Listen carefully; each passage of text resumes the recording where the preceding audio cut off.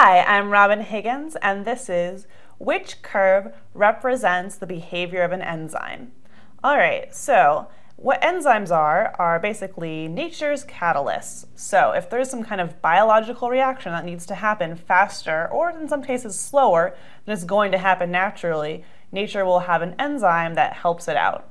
So there's lots of different graphs we could draw about enzymes, but let's take a look at what we're graphing temperature and reaction rate. So remember that an enzyme is a catalyst, so it's going to help the reaction rate. So in this first case, we've kind of got a stair graph with some plateaus and some increases.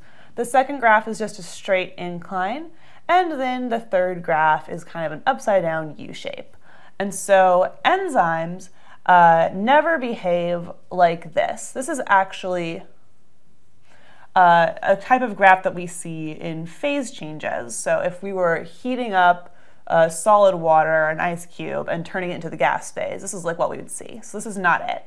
And this is just a straight incline. This is also not how enzymes behave.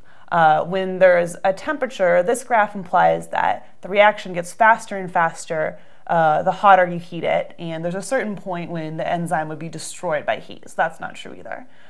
So this last curve is going to be how our enzyme is graphed versus temperature versus reaction rate.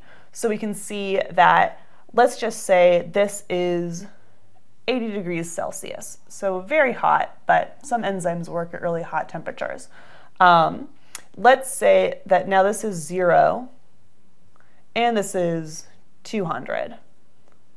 So we can see that when it's freezing, this enzyme is not really working, right? It's too cold for it to do anything.